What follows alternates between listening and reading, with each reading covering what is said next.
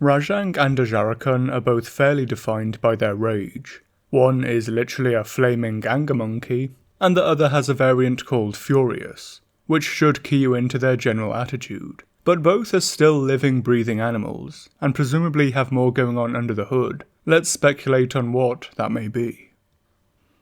One of the most unusual things about Rajang are the horns.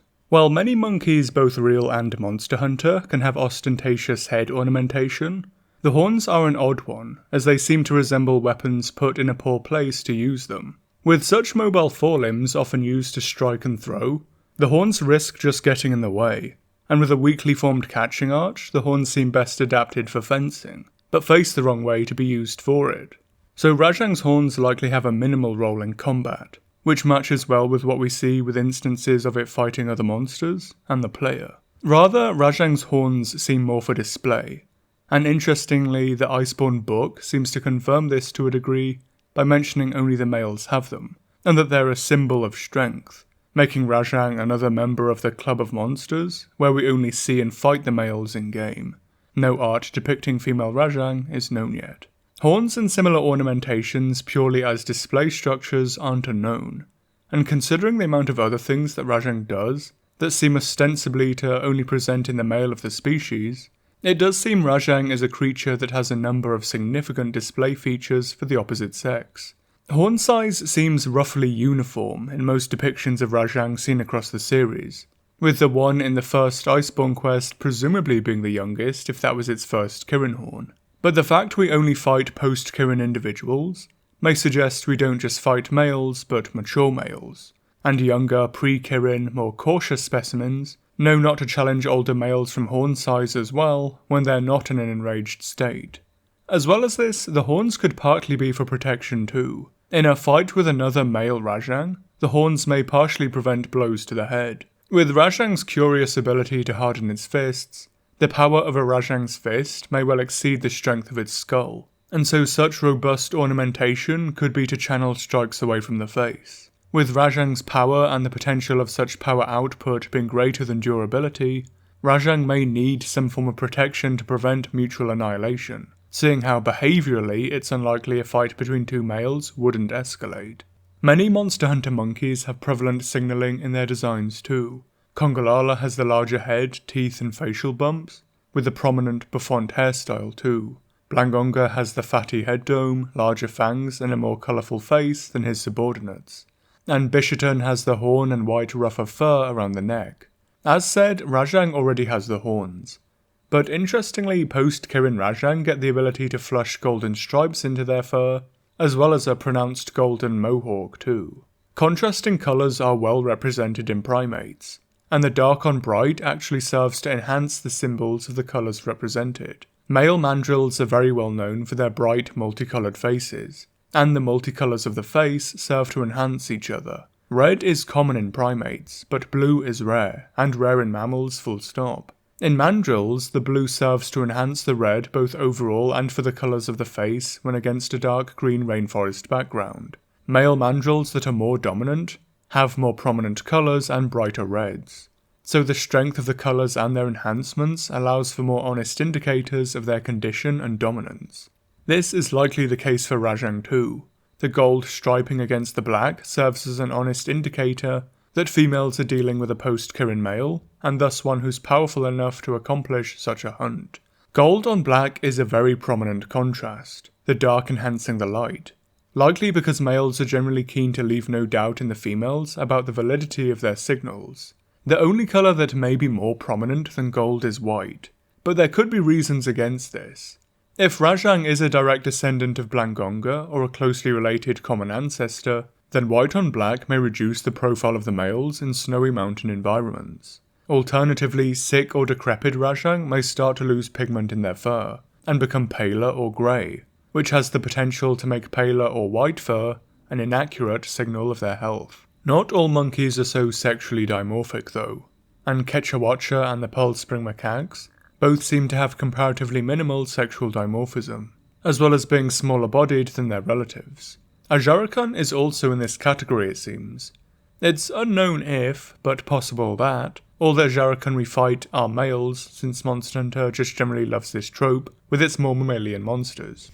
But if not, then despite the strength and ferocity, this would actually group Ajarakan much more with Quetzalcoatl and Bishaten, as the much less sexually dimorphic monkeys compared to Rajang, Kongolala and Blangonga. Yet, Ajarakan still seems to have fairly prevalent signalling across the body, also possessing a somewhat mandrill-like face, as well as the heavily ornamented carapace. These may both be used in signalling, though it could be that Ajarakan groups are mixed sex and dominance isn't related to sex, giving groups a dominant male or female and then a linear hierarchy below them. The quality of the carapace may relate to this too, brightly coloured yet able to heat up easily with friction. It's hard to initially say what the purpose is. Combat is the most tempting, but Ajarakan neither heats up with its Enraged, nor when fighting Rompopolo or Nuudra in turf war or cutscene.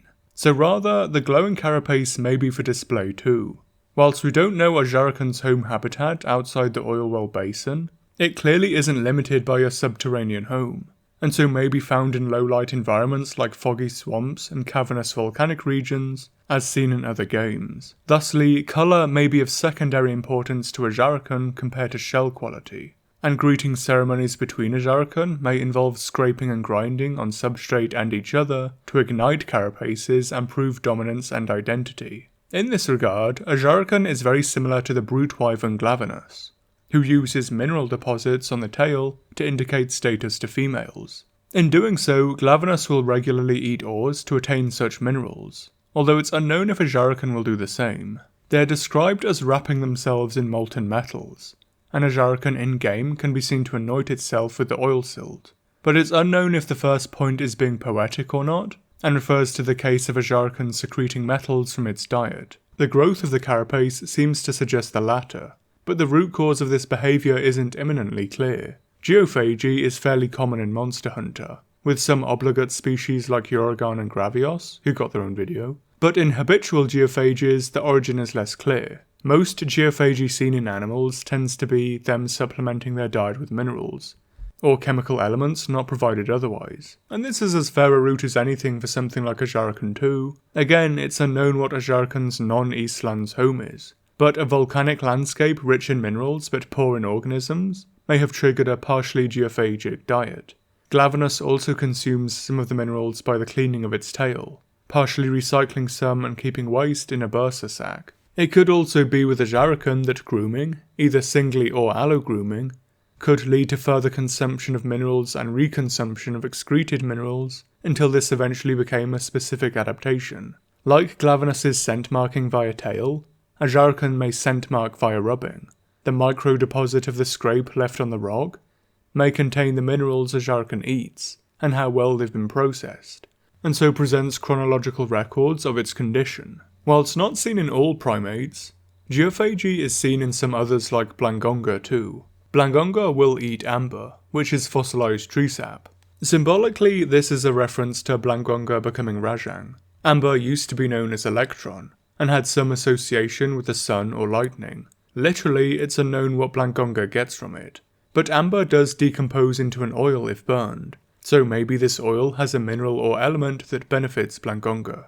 Rajang is also a geophage occasionally, or rather combines geophagy with predation when it pursues Kirin for the horn. The Kirin horn contains an electrolyte that allows male Rajang to actually use its thunder abilities. Due to the rarity of Kirin, it can be assumed this functions to a degree like a vaccine or antibodies. Once the Rajang has already consumed and processed a Kirin horn, it can continuously produce similar electrolytes itself, so it can then use its thunder abilities from there on out. And canonically, Rajang only needs to do it once. But Rajang males will still eat other Kirin horns, as seen by other specimens in Iceborne, and the fact captive ones will eat Kirin horns in DOS. The Iceborne book mentions that Rajang can then fuel this ability just via normal food and digestion, but with a preference for thunder species.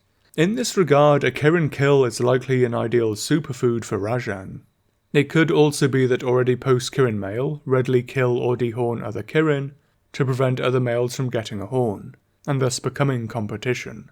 In this regard, it does seem Rajang was funneled into hunting Kirin to a degree, as many other thunder species don't fit the bill. Toby could actually use as a static build-up, Zenogre has a lipid layer that it can produce its own thunder with, but needs to be assisted by the Fulgur bugs. Astalos seems to use muscular electrogenesis for its electricity, and so may have insufficient concentrations, and a Rajang no longer interested in being alive may attempt a Lagiacrus hunt. So really that just leaves Kezu and Fulgur Anjanath, who actually have a convenient thunder sac for consumption. Anjanath's far-ranging habits for lesser reward may make them less profitable than Kirin to pursue, and Kezu may well just avoid being a target by living in caves where Rajang isn't aware of them. But the origin of such behaviours doesn't seem clear. Again, Rajang either evolved from Blangonga or a close common ancestor, and so has its origins as a mountain monkey as well. Kirin does seem to utilise mountains, and with both its initial concept art and being the elder of the Coral Highlands, may even prefer them too. Two suggestions seem likely, a scavenging hypothesis and an active predation one. Active predation suggests that the Rajang ancestor was mostly predatory like Blangonga, and hunted anything in its territory. This eventually wound up extending to Kirin, and Kirin hunting individuals became so successful in mating that it resulted in a selective sweep for males capable of this behaviour, and making it innate in Rajang. Alternatively, a scavenging hypothesis. A still mostly carnivorous Rajang found dead Kirin, either killed by rivals, other elders, in falls or old age, and scavenged the body, achieving the post-Kirin state upon eating the horn. Rajang then searching for this same mineral only succeeded in finding it in living Kirin, and eventually swapped from scavenging to predation. It's hard to call exactly which feels more likely. Hunting of dangerous prey often involves picking your battles to go for them when they're at the easiest to take down. So a Rajang used to scavenging Kirin may well start to follow live Kirin, and especially ones in poor condition, until they felt they had a good chance of taking them down, with this behaviour and Rajang morphology being refined until they were able to take healthy adults too. Alternatively, the exploration refinement hypothesis would support a more predatory-based origin, with especially young, brash male Rajang trying multiple risky prey items, having some success against Kirin, and then continuing with this behaviour due to the success it brings in both mating and other hunts due to the buff it provides. Either way, the effect of Kirin hunting on Rajang no doubt had major effects on aspects of it besides just power levels, and presumably had a major sway on social behaviour, sexual dimorphism, and mate selection too. It's also mentioned that Rajang essentially become invaders, or widespread monsters, because they're looking for Kirin, who themselves traverse over large areas and generally seem to be nomadic like many elders. This likely pairs with males achieving adulthood, and so being at the age they naturally disperse at to avoid inbreeding with the social group they were born into as well. Kirin horn consumption is often referred to as a rite of passage after all. Such solitary behaviour isn't actually unheard of in various primates, who are often more viewed as the peak of mammal sociality. Male mandrills will actually leave the hordes they're born into and mostly live alone, roaming the jungles between the huge female hordes, checking for groups that may contain estrus females, whom they'll mate guard for a while when together. This loner behaviour does predispose them to predation, as is often the case with male primates, and this may be a reason for Rajang's considerable strength and aggression, so it can defend itself in the land of the wyverns. Even if smaller female monkeys don't contribute much to a fight, they still provide vigilance and perhaps ruthlessly decoys as well. Being solitary is quite a risk, and the power boosting Kirin predation and the lone roaming behaviour to find it may go hand in hand, so Rajang can comfortably live alone without being preyed on. But as well as Kirin, searching for females and mate choice upon finding them may well combine with the need to become a post-Kirin male too. It is interesting that for an animal with so much of its iconography being shaped by the need to impress females, we have no idea what a female Rajang looks like. But perhaps we can infer at least some things based on the males, and then from that infer some things about the males too. From both of Rajang's closest relatives, Blangonga and Kongalala, we can cautiously assume female Rajang are both smaller and more social than the males. But the difference may not be as pronounced as its relatives. Blangos are directly protected by Blangonga, and Kongas may sometimes be. But Kongas also spend a lot of their time in dense, closed habitats with lower predator densities and lesser visibility, and also have their stench to protect them to a degree. Rajang's biggest defense is its strength, and so females may still be smaller than the males and social, but still be a lot larger and more formidable than related monkeys, as well as living in smaller groups. The lack of sightings and knowledge in general would suggest that both sexes of Rajang just live at lower densities than other primates. Females are also presumably omnivorous too, and may well range over large distances in montane environments. Black-furred and, for what it's worth, vulnerable to ice, it could be that the speciation between Rajang and Blangonga came as Blangonga specialised into snowy high-altitude areas, and Rajang into more low-altitude areas like foothills and forested slopes. In some cases, altitude can actually encourage geophagy in mammals too. Rajang's lack of specialisation for higher altitude areas compared to Blangonga may have been one of the things to more encourage it into Kirinhorn, whereas in comparison Blangonga just made the physiological adaptations to become resident to high altitude areas. It's also fairly likely that females roam over large areas too, albeit not quite to the same degree as the seemingly globe-trotting Rajang, and this behaviour could have been well established before the Kirin hunting evolved and became fixed in the overall population. As well as roaming for more Kirin, post-Kirin males may well roam for both new and known female groups, after having the security of becoming a post-Kirin male. This is the best way to find females when they're not guarded intensively by the male as Blangonga does, and when they're spread across a landscape roaming themselves, as is possible and likely. Male roaming is a pretty common tactic when females are a spread out and unpredictable resource, and also one that higher ranking and more dominant males engage in, confident in the reasonable assumption they'll be able to mate with the females they find, and dominate other males in their way. So, smaller or pre-Kirin males may attempt the strategy of sticking near female groups to wait for them to come into estrus, to attempt a sneaky mating before a roaming post-Kirin male can find them. But then this does beg the question, why even bother hunting Kirin at all? Kirin are no slouch, and their possible preference for mountainous terrain may lead to ambitious Rajang falling to their death, as can occasionally happen when hunting montane prey. Kirin may also be capable of killing Rajang flat out too, and in the Iceborne cutscene the male comes incredibly close to what may have been a fatal goring. So with the risk, why bother when there could be some potential of a sneaky route? And it may be the female Rajang have something to say about it themselves. Even if sexually dimorphic like their relatives, female Rajang are likely still quite powerful, just from how powerful the males already are, and the fact that without a male to protect them, or any further gimmicks, the females may have to be reasonably strong to repel predators as a group, and pre-Kirin male Rajang too. Female primates are generally far less aggressive and well armed than males, but may still engage in anti-predator mobs. The female monster hunter monkeys certainly will, and female gorillas will actually engage in violent whole group assaults on outsider males, where the females literally swarm and maul foreign males, sometimes succeeding in killing them.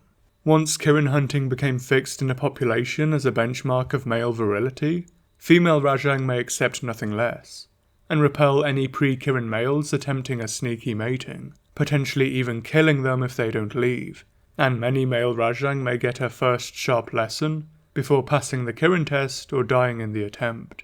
In contrast to the other larger, high-ranked and generally more belligerent monkeys, Ajarakan in comparison shows very little sexual dimorphism, unless the Wild's book ends up saying otherwise. But a look into Ajarakan's mouth may suggest this is the case too. Primates with large differences in canine size have large differences in body size too, and this actually holds up very well in Monster Hunter primates as well. This also provides some further evidence that Rajang, who are likely still sexually dimorphic, aren't to the same extent as Kongolala or Blangonga, even if it still groups more with them compared to the less dimorphic primates. We see Ajarakan groups much more with Quetzalcoatl and Bishaten, and even if males have larger canines, the difference can't be that significant unless the females are borderline toothless. So whilst there may be some dimorphism, Ajarakan males and females probably aren't too different. Some are often surprised as to why Blangonga is ranked higher than Ajarakan, but this may well be the answer. Physical weaponry and strength are still clearly the greatest assets in a confrontation when elders aren't concerned, and so Blangonga's more developed teeth and claws may make it the more formidable foe, despite Ajarakan's pyrotechnics. In terms of defending itself, Ajarakan may be much more reliant on a group, and still be quite social despite their lack of dimorphism, unlike the more solitary Quetzalcoatl or Bishaten, as despite their large body size as well, Ajarakan are frequently seen in fair-sized groups, with there seemingly being a unit of around 5 or 6 adults hanging around a zoos, before their doom at the hands of both the hunter and Nuudra. Such groups may be for protection too, as it's specifically mentioned Ajarakan group up in the Fire Spring as well, likely due to the threat of Nuudra coming to the surface levels. Other factors may impact Ajarakan's sociality too, and as with a fair few of the Wild's cast, one should be cautious about generalizing about their ecology and behaviour, when many Eastland habitats may be a testament to their adaptability over the norm for the species. In some cases, they may be under harsher conditions, and Blangonga seem to have smaller troops than more westerly populations. But Ajarakan in comparison may be living in the lap of luxury. The chief food source for many in the Oilwell Basin are the amphibian Geladron. The Geladron themselves are supported by the high numbers of crustaceans and invertebrates that live in the rich oil silt, and this presumably allows both of them to reach quite high densities. Amphibians can actually make up very significant portions of animal biomass in the right conditions. And in the Appalachians, salamanders make up the largest portion of animal biomass, and likely more than even deer or mice. Presumably the oil well is the right condition for Geladron. Geladron require little skill or effort to capture for Ajarakan, and so presumably oil well Ajarakan are somewhat atypical for the species, living in a land of such bounty not seen in other, harsher volcanic regions. What impacts this may have on their social ecology is hard to call. Abundant resources may result in higher densities, but could also result in less grouping if the resources aren't localized or patchy. As mentioned with the Shagama, Ajarakan does seem to utilize fusion-fission sociality, and like many other primates, often fusion to increase their chance of detecting or repelling predators. Let's say detecting. Nuudra isn't known in the West, but other dangerous volcanic predators like Agnacta, Brachydios and Acantor are, all of whom could take apart their tough metal carapaces. One could suggest that Ajarakan are normally more fissioned, and live at much lower densities, and the abundance of Geladron in the basin allows for group separation when Nuudra isn't present, which is a fair amount of the time. Regular fusion-fission is generally only afforded to more dominant animals, and when Nuudra isn't present, it does seem that Ajarakan are regarded as the top predators of the basin by the people of Azuz. So Ajarakan dominance and sociality may be flexible, depending entirely on Nuudra's presence, and westerly populations might be quite different, and exhibit a much more fixed sociality, unlike other monster hunter monkeys, of large adults with minimal sexual dimorphism that still live in groups to protect themselves from more common, present and permanent volcanic predators, rather than the more temperate Nuudra. This could be considered an example of Mesopredator release, that Ajarakan behaviour changes significantly when Nuudra and other volcanic predators aren't present. At press time it's also only really Gravios, who spends most of his time in the depths over the upper layers as well, and whilst dabbling occasionally, isn't that predatory. Mesopredator release is a change in the density, distribution or behaviour of a lower ranking predator when the top dog isn't present for one reason or another. And for Ajarakan there is clear evidence for the latter, and the possibility of the former two categories as well. The same lush oil well habitat that may facilitate this may also mitigate the effects Mesopredator release can have too. In some cases it can depress numbers of organisms unable to handle the increases in Mesopredators, but Geladron may be so abundant and successful that even competitively released Ajarakan numbers and groups fail to put much of a dent in their numbers, as well as being limited past a point by mineral resources over protein ones. The unique and productive ecology of the Oilwell Basin may buttress it against Nuudra's absence.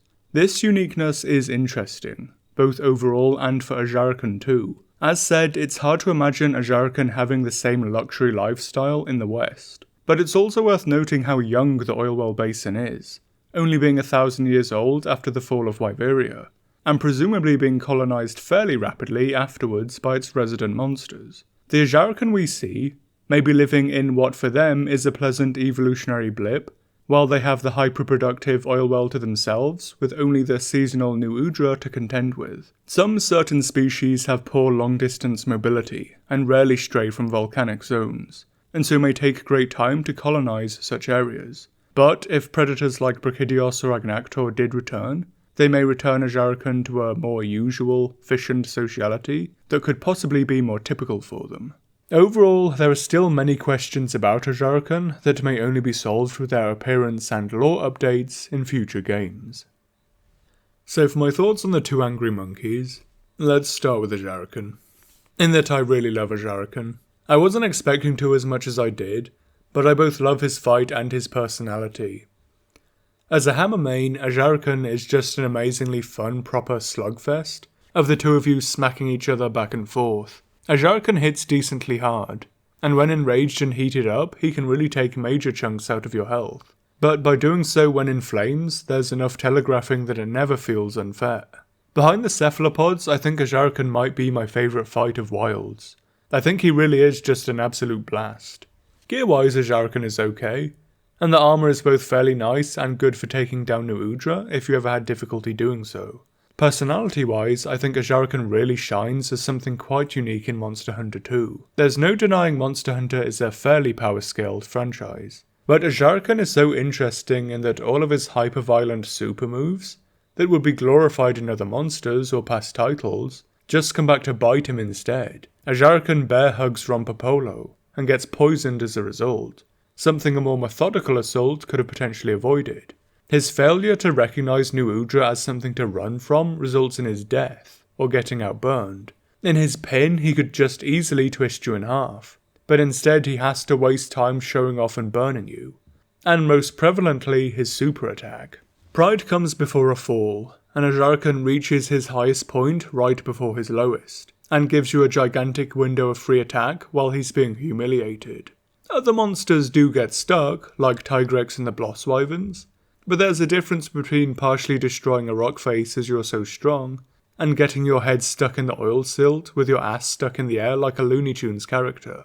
Ajarakan's super attack is fundamentally embarrassing, full stop, but also when it misses, and only happens because Ajarakan is so desperate to show off. To look at his concept art too, he's literally posing and flexing, and Ajarakan in general just feels like a raging showboater. He's so desperate to prove his strength and power, but just constantly undoes himself with his efforts to do so.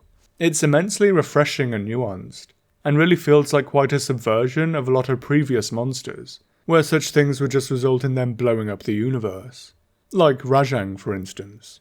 God, how quickly Rajang got so tiresome in 5th gen. Although to start off, I did really like Rajang. I liked him as the culmination to the monkey trio, and I always enjoyed his early fight. Early Rajang felt like the ultimate greed punisher fight. He wasn't so hard to take down, just stick to his arse and smack his tail. He gave you enough openings to do so, but each one was just long enough to try and get an extra hit in, which Rajang's speed was perfectly made to exploit, and he'd often put you on the back foot very quickly when he caught you, sometimes just spiralling you into a cart. I'd say he was fairly similar in 4th gen, just maybe a bit faster and with some new attacks. There was also Apex Rajang, who was a lot faster and more damaging, and has generally been feared by many. Gear-wise, I think his weapons are pretty cool, but he's always had some of the ugliest and tackiest armour in the series. It literally looks like a Guy Fieri shirt, or a new Cobra Kai gi Johnny would make when hammered off too many cause banquets. I've always been a devout Rajang theme enjoyer too. For the outro I use his orchestral one, which I think is the best, but I'd maybe put Iceborne's at second. Design-wise, Rajang was always fairly interesting as the horned monkey. Both Rajang and Blangonga have been made a lot more ape-like in their newer graphical incarnations. Originally both were meant to be cat monkeys, being known as the Golden and Snow Lions, and this was represented in design and animation, with the two having a very cat-like walk and posture, a much straighter back and a fully furred body. Rajang in general had essentially no traits of great apes, outside the exaggerated musculature, arguably, being much more monkey and cat-like with the horns too, of course. As of 5th and 6th gen, the two got a big revamp, being made into purer primates with a lot more great ape traits too, such as the furless chests and stomachs, and the much more slanted posture. Some argue the eyes of Rajang are meant to be like chimps, but really a lot of primates like chacma baboons and langurs can have striking orange eyes in a black-skinned face. I also really dislike these changes in Blangonga, who's meant to be very predatory and lives in a snowy mountain, so why does he have less fur now? I think in Blangonga it was changed to match Rajang, as Blangonga is meant to be prototype Rajang essentially. But for both, and especially Rajang, I believe it was mainly due to Peter Jackson's King Kong, and the desire to incorporate great ape aspects into Rajang. Rajang was initially set up as Kirin's rival/nemesis, although not especially well, as they admit in the Iceborne book, but this already partially changed to Joe and 4U's size comparison. And in said game, Rajang gets some shot-for-shot moments from King Kong as well. I don't mind it anywhere near as much as Rajang as I do in Blangonga, but I do think Cat Monkey Rajang was more interesting than Ape Monkey Rajang for sure. For 5th gen Rajang's fight, I think it was a good boost of difficulty that many were clamouring for. It is nice that his small size wasn't just hand-waved, with things like the Clutch Claw, and so he had counters for that when you went on his arm instead. Although he could stray into Obnoxious at times, unlike Furious of course, who starts in Obnoxious and puts up a deck chair there for all he intends to leave it. I will also say that I've never really liked Furious full stop. The Rampage mode just feels like a discount Rage mode, that nullifies the whole point of a permanently enraged Rajang for me. Much has been said about Rise Rajang that doesn't really need to be repeated, but yeah, generally quite mediocre. Now onto the lore and ecology, and yeesh. In terms of just the turf wars, Rajang doesn't start too badly, versus Rathalos is fine, and I still think it shows Rathalos is quite cunning, and that it goes for the eyes and still makes Rajang flinch before being floored. Versus Teostra is nice too, Teostra controlling Rajang for most of the interaction, and then getting floored before kicking it off. Fine, good. Obviously I'm not a fan of the copy and pastes, but Iceborne be Icebawning. Kushala's one is just flat out pretty boring though. Nug's is good too. Rajang gets in a few hits, but ultimately the animation leaves no doubt as to who would win, if either of them decide to push it further. It's the one who can smack the other across the room with one hand. Then we get to Savage Deviljho and things just suck. Ruina's far greater size could at least make you think he's using his hind limbs to partially grapple Savage's torso before it gets the beatdown. Whereas with Rajang, both the reuse and extra time just give the impression Savage is holding Rajang up, stupidly waiting for the punch. It's very bizarre that they tried to push Rajang vs Deviljho as Kong vs Godzilla, and then didn't actually make a new animation for them, especially with how much Rajang gets in Iceborne. A big part of how bad this looks comes from Rajang's size, and most of this likely comes from Kirin. Whilst the turf war and the lore there is okay, to look at both of them in older games, if they had the interaction it'd look like a baboon eating a gazelle fawn, with how insane the size difference was. So even if World Kirin is at its biggest, Rajang still had to be shrunk considerably to fit. This then ripples out into a lot of things, in that it's a lot harder to buy Rajang being as strong as it is, when it's this tiny little manlet that's smaller than Ketchup Watcher. On top of this, it's interesting that in the anniversary video they mentioned Rajang as an invader, when he didn't in 2nd gen Portable, and to my knowledge didn't either in DOS. It's possible Rajang was intended as such, but didn't get coded until later. I also just don't think Rajang suits being an invader. Kirin already feels very weak in that regard, as a globetrotter. And Rajang following Kirin is a good enough reason, but it's also just hard to buy this tiny monkey as a globetrotter too. Joe as the giant lumbering tyrannosaur that can't stop or it'll eat everything. And Basil being perfectly adapted to glide on a county level with a huge range to sniff out opposition. Both work really well. And then Rajang is just this tiny monkey with a stride length so short, it takes him half an hour to cross the map. Both Kirin and Rajang being extremophiles would be okay I think. But neither of them really work well as invaders, and Kirin isn't really an invader to start with. Such a shame he wasn't satisfied with being crap by himself and had to ruin Rajang too. Then one opens the lore books and things only get worse from there, with Iceborne apparently considering Rajang to be a super Elder tier monster on par with Ruinurg, and Rise's cherry on the cake with dead elders found beaten to death in Rajang's territory, and Rajang really just falls into tawdry power-scaled slop. The ultimate killer of seemingly any elder, with no opposite cases recorded, clearly just a cut above. And yeah, not great, pretty crap in fact. One thing often argued against this is that Rajang is Sun Wukong, the indestructible Monkey King from Journey to the West, but only really via titration. To look at Saiyans from Dragon Ball, Rajang has a lot of specific traits unique to Saiyans not found in Sun Wukong. Looking at their evil Super Saiyan form, and it's literally just hornless Rajang. Goku and his kind are based on Sun Wukong. so Rajang is in the third party. But Dragon Ball does rank higher as the chief inspiration. On top of this, it wouldn't matter if Song Wukong was the chief inspiration, because Monster Hunter isn't a live-action adaptation of Journey to the West. By being a fallible, mortal, destructible monster, Rajang is already deviating heavily, and a single inspiration isn't enough to overpower everything else Monster Hunter is trying to do. Nor is it Rajang's only inspiration. It simply just isn't the slam dunk to defend Rajang as overglazed slob people like to think it is. Because Rajang and some other monsters really are just immensely tiresome if you're not into power scaling at the cost of all else. Which, to be fair, a lot of the fanbase is, in that they really destabilise a lot of the world for the sake of themselves. The devil is in the details, and the way Rajang just ignores all of them really makes so much other lore feel pointless. To take a small example with something like Rajang grabbing Garuga or Rathian's tail in the copy and paste, and not getting envenomated, the main response is some idiocy like his skin is too thick to be penetrated by the spines, or too strong. There's nothing in Rajang's design to imply this is the case, outside of the rampage state.